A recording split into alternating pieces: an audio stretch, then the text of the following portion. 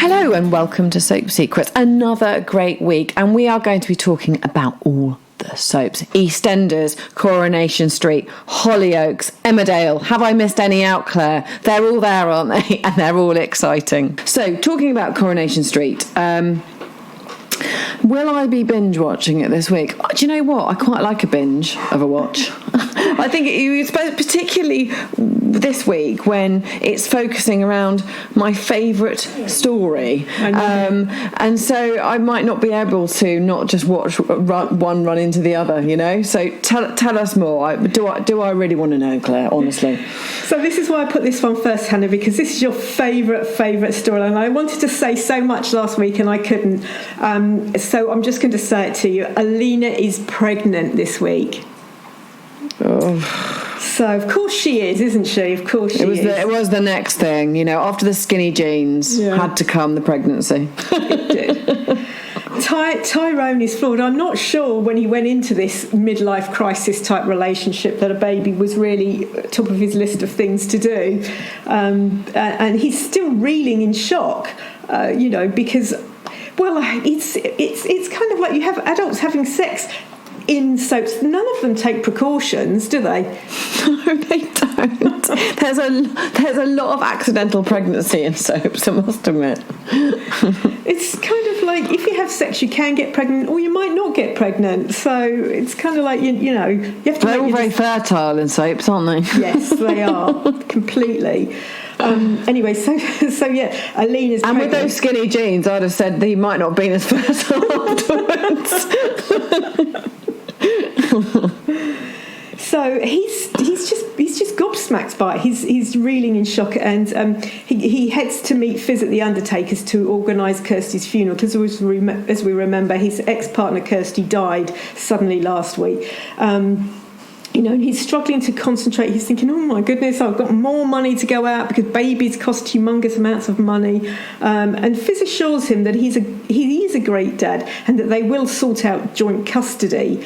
But of course, Fizz doesn't know at the moment that Alina's pregnant, so she's trying to take trying to be nice to him and sort it all out. Evelyn guesses, because that's what Evelyn does best, and I think Alina's sick and she just thinks, I think you're pregnant. But she doesn't tell Fizz either. So, this is really going to hit Fizz hard. Everybody knows, apart from Fizz. How does Tyrone really feel about Alina being pregnant? This really wasn't what he went into this relationship for. And in the end, it's not until the Friday of this week that he finally tells poor Fizz. How will she react to the news? I think she's going to be fizzing, is our Fizz. What do you think? Fizzing, but I think really, really upset. I mean, she's gone through, the emotional journey, hasn't she, of the anger, and then, like you say, this week she assures him that they can work it out and there can be joint custody. So the anger sort of subsided a bit and she's sort of moving forward, I guess. But this, I think, could really feed into us seeing Fizz being really, really upset. I mean, it's just that is a connection you can never lose, once you've got a child with somebody. So this really kind of, even if in the back of her mind the idea is that he might leave her and come back, that reality kind of, it fades away completely, I would say, when another child's involved. Yes, it does completely. And there's the other thing is that Tyrone's moved on and she's left alone, and she doesn't have a new romantic partner. I mean, it hasn't been that long, let's be honest. It's only been about 6 weeks. So why would she have found somebody new? So she feels left behind. She feels all of those things. And so he has the new relationship, the new love. He's all smiles. And now she's pregnant. So there's even more smiles. Yeah. And there's another really big storyline this week. I mean, I'm really shocked at this one. Were you? Yes, it was. It's a great twist in it all, And Evelyn also, who she thought was on her side, has been keeping what she thought away from Fizz. So she feels betrayed on two fronts. But this isn't the only storyline, is there? Because there's I was shocked really, because Gail she has a heart attack. Yes, she does. She does. There are honestly, her kids are just. I don't know how she puts up with them. How has she survived with those three, with David, Nick, and Sarah for all this time? She gets really stressed this week because, Natasha, after last week and the shootings, Natasha doesn't want Sam near Nick until everything's calmed down. And I think that's fair. If your son was shot at in the street, you have to take steps to protect him.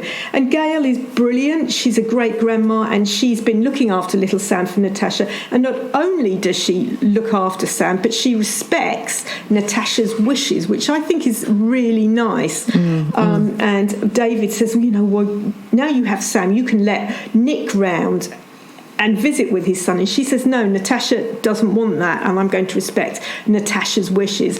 And David does something underhand and stresses her all out and tries to get Nick into the house so that he can visit, and this is so there's a big row, and she's had lots of rows, she's had all of that, and she takes a toll on her, and she has a heart attack. Unbelievable. Is she going to pull through? Yeah, that's the question, isn't it? That is the question. Wow. Yeah, I'm going to binge watch that one. Definitely. Now, Emmerdale. Yes. I mean, so much going on in Emmerdale, but Chaz and Kane have quite a bit of drama with their mum Faith this week. Yes, poor Faith. She came back into the village. She's still living in the hearse. Chaz and Kane don't really have a great relationship with their mum. And about 5 years ago, she did have cancer. And this week, she has major health worries. And she hasn't told anyone. She's in pain. She's worried, Hannah. She's worried that her cancer is back, which is a fair worry.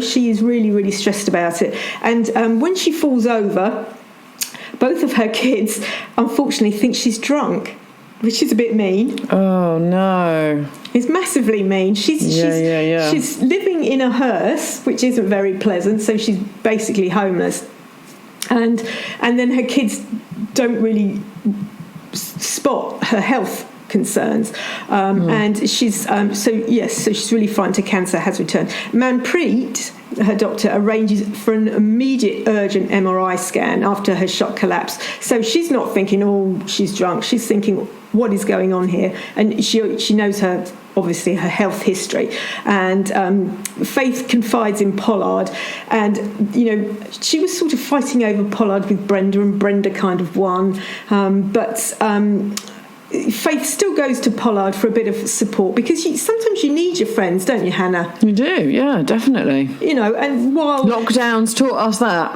Yes, she needs a friend. She does need a friend. The kids aren't stepping up to it. Pollard is he had some feelings for her, but they're not going in the romantic direction, but he's still a good friend, and he does support her. But of course Brenda is really nervous, and she's convinced something is going on between the pair, and Pollard, not wanting to mess up his new romance with Brenda, he tells Faith that she needs to tell her family, but will she? She does. Yeah. She should do, because she needs Chaz and Kane. Yeah, she does, especially if they think that she's drunk, as opposed to anything else. And nasty Meena plotting again this week.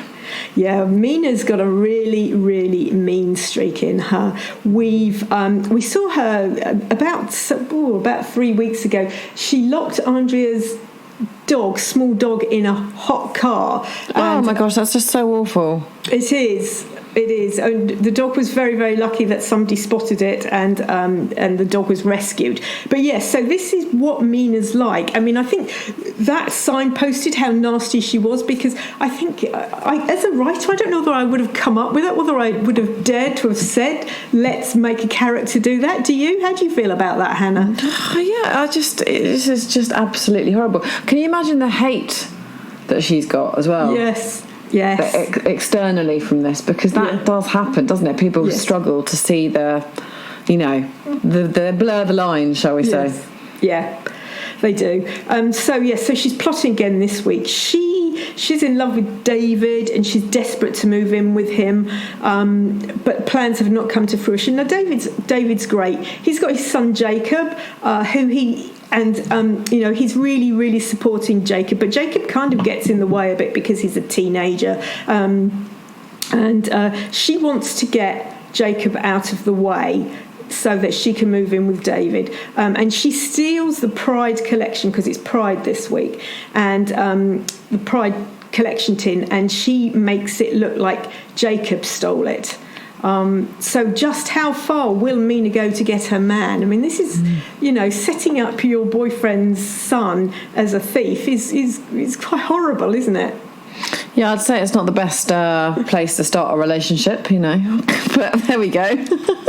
How far is she prepared to go to get this bloke? But it's Pride Week, isn't it, in Emmerdale this week? Yeah, it is. And the Vivian makes a guest appearance, so don't miss that.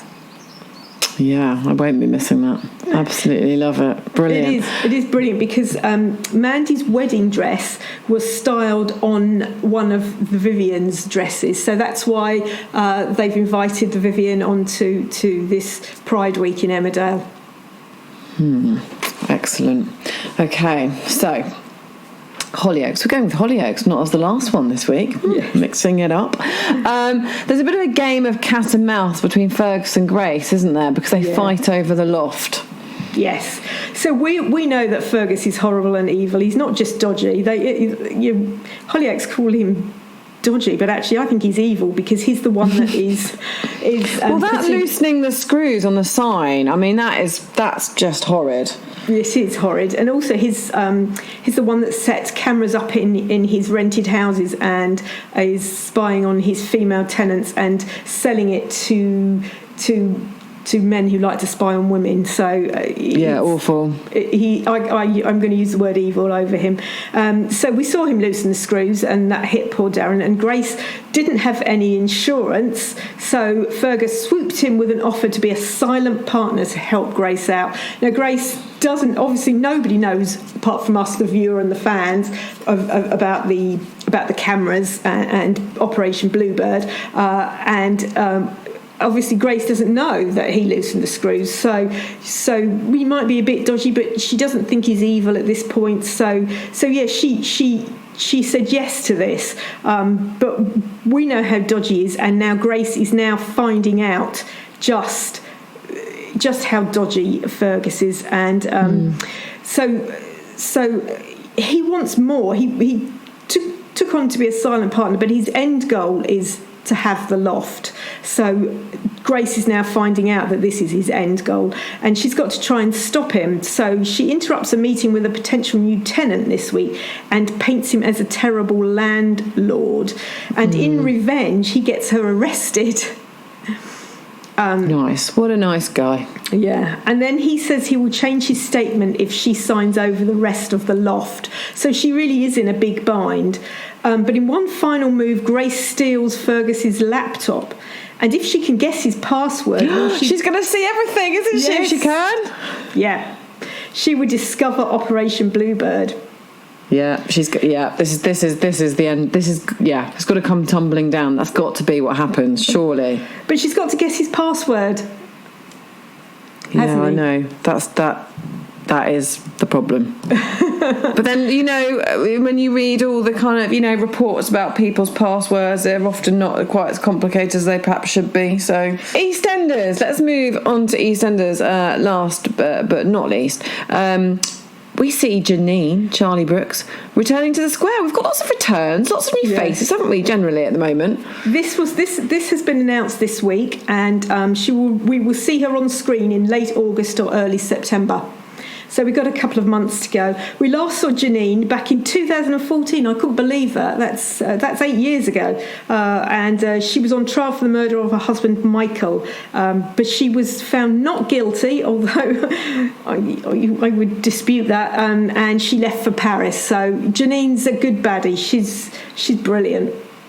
She's a great baddie, Janine. Crikey, she's got real form, hasn't she? Yes. And it's also Linda's birthday this week, and she has a joint baby shower birthday do. Well, Frankie and Nancy throw her a joint baby shower and birthday do. So she's been outed to the square, which she wasn't really planning on. But quite frankly, she's nearly 6 months pregnant. I don't know whether people are just thinking, have you got wind? Have you eaten too many pies, or are you pregnant? I would think most people would saw a picture of her, in the real world the other day, and she's got a really big. She's really pregnant at the moment, isn't she, in real life? So yes. So there's only so many big bags and flirty tops, the ones that flirt around your tummy, hide it, and then sometimes, I don't know, you can just stand oddly and then you can see the bump. So I think most people probably would have thought, yeah, you're pregnant. Yeah, exactly.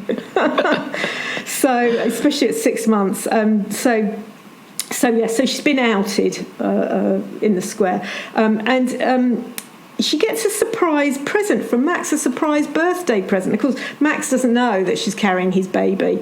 And will she tell Jack, Stuart and Rainey that the postmark is from Croatia? Because, Max about 3 weeks ago ran off with little Abby when Jack took Abby to Paris.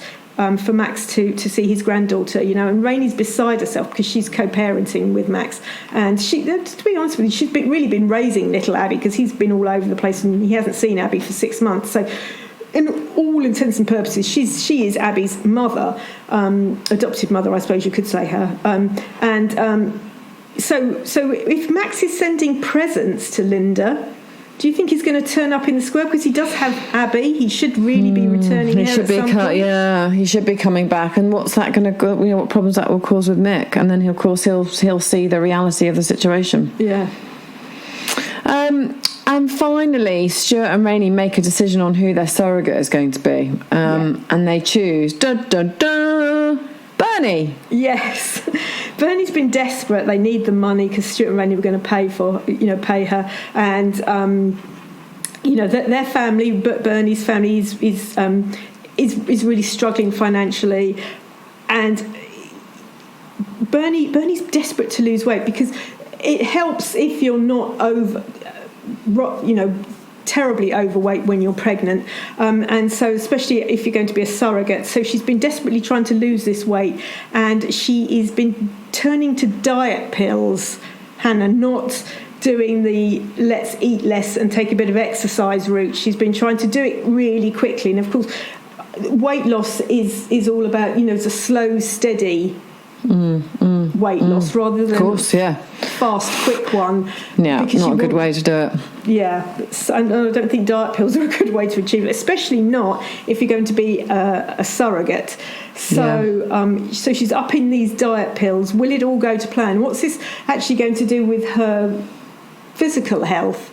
And yeah, is she in the best place to be a surrogate? I mean, presumably. I mean, I've not looked into this, but presumably you do need to go through the health checks, check that your body can take the pressure and the strain and everything that goes to making a baby, creating a baby.